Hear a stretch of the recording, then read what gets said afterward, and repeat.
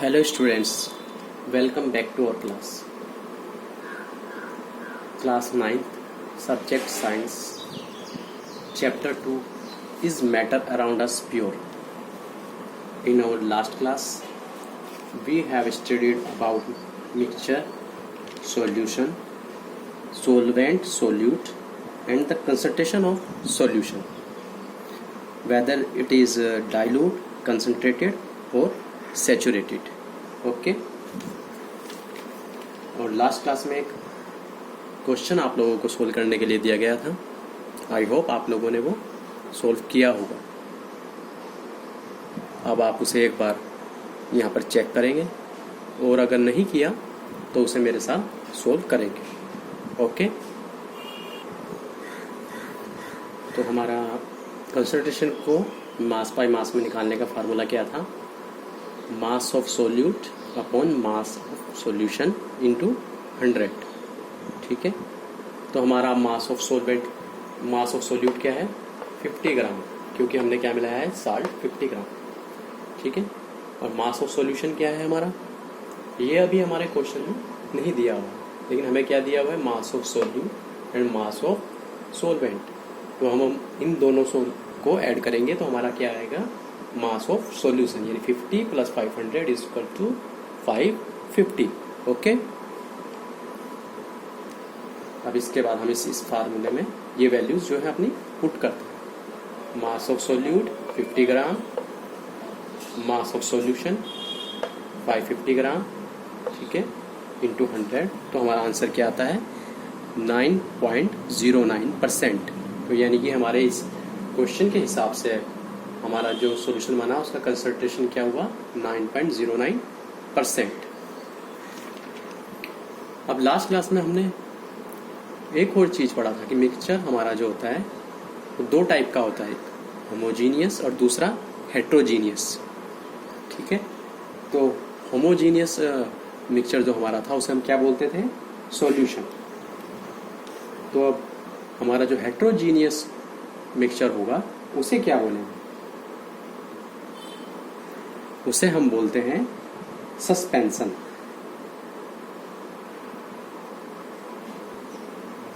तो इस हेट्रोजीनियस जो हमारा मिक्सचर बनेगा हम उसे क्या बोलेंगे? सस्पेंशन. ठीक है. तो हमारा सस्पेंशन की डेफिनेशन क्या होगी? अ suspension is a heterogeneous mixture in which solute particle do not dissolve but remain suspended through out the solvent. तो इसमें क्या हुआ कि हमारे जो सोल्यूट के पार्टिकल थे वो सोलवेंट में डिसॉल्व नहीं हुए, मतलब पूरा अच्छा तरह से नहीं घुले, लेकिन उसमें पूरे तरीके से फैले हुए होते हैं. ठीक है. तो वो क्या हुआ? हमारा सस्पेंशन. फिर उसके बाद हमारी एक टर्म आती है कोलाइडियल सॉल्यूशन. तो हमारा कोलाइड क्या होता है? वो कैसा सॉल्यूशन हुआ? तो वैसे तो वो होता है हमारा हेट्रोजीनियस. ठीक है. लेकिन वो थ्रू आउट हमें यूनिफॉर्म दिखाई देता है, होमोजीनियस जैसा लगता है, क्योंकि उसमें पार्टिकल बहुत ज्यादा छोटे होते हैं. इस वजह से हमने उसे क्या नाम दिया? Colloidal solution. ठीक है.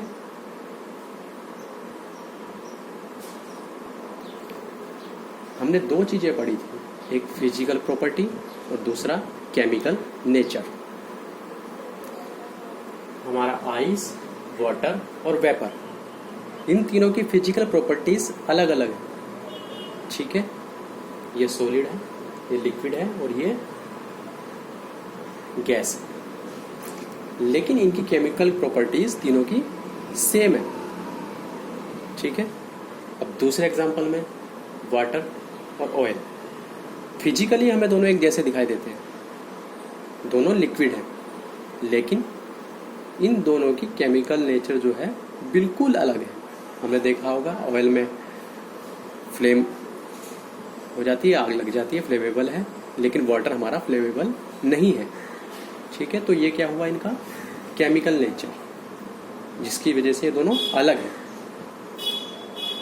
लेकिन ये तीनों फिजिकल प्रॉपर्टीज अलग हैं, लेकिन केमिकल नेचर एक होने की वजह से तीनों एक सब्सटेंस है. ठीक है. तो अभी हमने देखा अगर कोई फिजिकली कोई मटेरियल एक सब्सटेंस दूसरे सब्सटेंस में मिलता है तो उसे हमने क्या बोला था, सॉल्यूशन या मिक्सचर। लेकिन जब केमिकली कुछ एक सॉल्यूशन दूसरे में मिलता है तो उससे क्या होगा, अगर उन दोनों में आपस में केमिकल रिएक्शन होती है। तो अब उस चीज को हम समझेंगे। अभी तक हमने मिक्सचर को समझा, अब हम प्योर सब्सटेंस की ओर जाते हैं। प्योर सब्सटेंस हमारा दो टाइप्स का, पहला एलिमेंट और दूसरा कंपाउंड।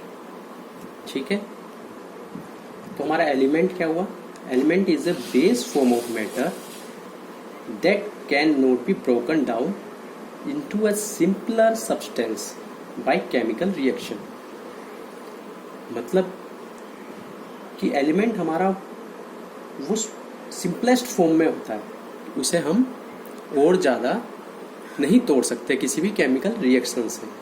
ठीक है, जैसे NaCl में क्लोराइड या सोडियम जो होता है वो हमारा एलिमेंट हो। ठीक है, तो एलिमेंट को भी फिर हमने 3 कैटेगरी में डिवाइड किया है, जिसमें पहला आता है मेटल, दूसरा नॉन मेटल और फिर थर्ड वन इज मेटोलाइट। मेटल के अपने एग्जाम्पल है हमारे gold, silver, copper, iron, bronze. ठीक है, ये सब हमारे क्या है, मेटल्स। नॉन मेटल में हमारे क्या आएंगे, वुड, कार्बन, ये सब क्या है हमारे, प्लास्टिक, ये सब नॉन मेटल्स हैं। मेटोलाइट में हमारे क्या हुआ, बोरान, सिलिकॉन, ये हमारे मेटोलाइट हुए। इनकी सबकी अपनी कुछ अलग अलग प्रॉपर्टीज है। जैसे हमारा मेटल होता है तो मेटल में क्या होता है, साइन, एक चमक होती है, द मेटल है साइन। ठीक है, और सेकंड, मेटल जो होते हैं हमारे वो हीट और इलेक्ट्रिसिटी के लिए गुड कंडक्टर होते हैं। They are good conductor to heat and electricity. इसका मतलब है कि उनके अंदर से हमारा हीट भी पास हो सकता है और इलेक्ट्रिसिटी भी पास हो सकता है। कंडक्टर हम किसे कहते हैं, जिसमें से इलेक्ट्रिसिटी या हीट हमारा पास हो सकता है। ठीक है, फिर third one is they are ductile. Metal हमारे जो होते हैं वो डक्टाइल होते हैं। डक्टाइल का मतलब क्या होता है कि उनसे हम पतले वायर्स बना सकते हैं। जिससे हम वायर्स बना सकते हैं उसे हम कहते हैं डक्टाइल। ठीक है, और फिर फोर्थ वन होता है हमारी प्रॉपर्टीज की मेलेबल, कि मेटल्स जो हमारे होते हैं वो मेलेबल होते हैं। मेलेबल का मतलब होता है कि हम मेटल से सीट्स बना सकते हैं। ठीक है, ये तो हुई हमारी मेटल की प्रॉपर्टीज। नॉन मेटल में क्या होता है, नॉन मेटल में इसका थोड़ा सा डिफरेंट होता है। ठीक है, कि नॉन मेटल में जो हमारा कलर होता है वो वेरी करता है। ठीक है, वेरिंग कलर होता है, वो एक जैसा नहीं होता मेटल का कलर नॉन मेटल में। और सेकंड, नॉन मेटल हमारे जो होते हैं वो पुअर कंडक्टर होते हैं for electricity and heat both. Okay, और जो हमारा मेटोलाइट होता है वो दोनों की मिक्स प्रॉपर्टीज हमारी शो करता है, इसलिए हमने उसे क्या नाम दिया, मेटोलाइट, जो ना तो मेटल की प्रॉपर्टीज शो करता है ना ही नॉन मेटल की, वो दोनों में मिक्स होता है, तो उसे हम क्या बोलते हैं, मेटोलाइट। ठीक है, फिर इसके बाद हमारा आता है कंपाउंड। कंपाउंड क्या होता है, compound is a substance of 2 or more elements chemically combined with one another in a fixed portion। कि जब हमारे 2 या 2 से ज़्यादा सब्सटेंस जो होते हैं, एलिमेंट होते हैं, आपस में केमिकली रिएक्ट करते हैं। ठीक है, और वो एक फिक्स रेशो में होते हैं, फिक्स पोर्शन में, तो वो एक थर्ड प्रॉपर्टी जनरेट करते हैं, तो उसे हम क्या कहेंगे, कंपाउंड। मिक्सचर में हमारा क्या हुआ था, दोनों केमिकली आपस में मिक्स नहीं हुए थे और उनकी प्रॉपर्टीज भी अलग नहीं बनी थी। लेकिन कंपाउंड में क्या होगा, जो 2 एलिमेंट हैं हमारे जो मिलेंगे आपस में, जब वो दोनों केमिकली आपस में रिएक्ट करते हैं तो हमारा जो तीसरा कंपोनेंट बनता है उसकी प्रॉपर्टी पहले 2 हमारे जो एलिमेंट्स हैं उनसे बिल्कुल डिफर हो जाती है। उनकी फिजिकल प्रॉपर्टीज, उनकी केमिकल प्रॉपर्टीज सभी हमारी थोड़ा डिफर हो जाती है। ठीक है, जैसे हम सोडियम और क्लोराइड को अगर मिलाते हैं तो NaCl बनता है। ठीक है, सोडियम क्लोराइड, जिसे हम नमक बोलते हैं। तो उसकी प्रॉपर्टी क्लोरीन और सोडियम दोनों की प्रॉपर्टी से थोड़ा अलग होती है। ठीक है, तो वो हमारा क्या बना, कंपाउंड। अब हम बात करते हैं कि कंपाउंड और मिक्सचर में फर्क क्या है, हम उन दोनों के डिफरेंस को पढ़ते हैं। तो हमारा मिक्सचर और कंपाउंड में डिफरेंस क्या हुआ। पहला डिफरेंस तो यही है कि मिक्सचर में कोई नया कंपाउंड नहीं बनता। ठीक है, क्योंकि उसकी प्रॉपर्टी वही है जो हमारे पहले सब्सटेंस में थी। लेकिन कंपाउंड में क्या होता है कि डिफरेंट न्यू कंपोनेंट हमारा बन जाता है, क्योंकि वो केमिकली रिएक्ट हुए हैं। फिर सेकंड, हमारा जो मिक्सचर होता है उसमें कंपोजिशन वेरी कर सकता है।